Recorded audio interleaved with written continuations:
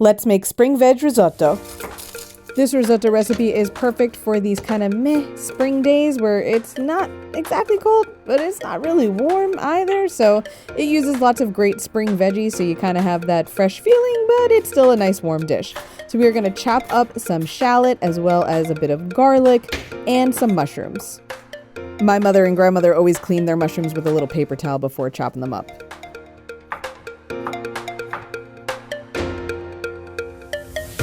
Grab some fresh chives. And of course some arborio rice. You don't want to use regular rice in risotto. A little bit of white wine. And don't forget the cook. You're going to heat up some stock in your saucepan. And for this one, we compromised in my house by adding in some sausage. This is that skinny Lagunitas style sausage that I just cut into 1 to 2 inch pieces and browned before I got started. Everything goes in the same pan though. Once those have a nice color to them, you're going to pull everything out and then back in the same pan with some oil as well as some butter.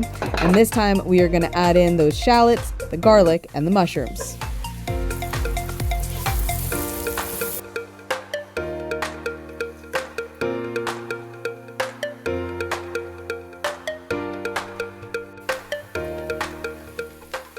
You're going to let those go until they are nice and brown and delicious, and then pull them all out of the pan.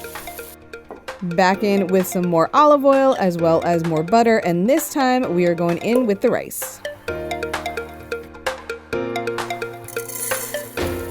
You want to let the rice cook in the oil until it starts to look like this. See how the edges became opaque and there's a little dot in the center? It'll have a nice nutty smell to it as well. That's when it's ready to start going. That's when you're going to add in that white wine.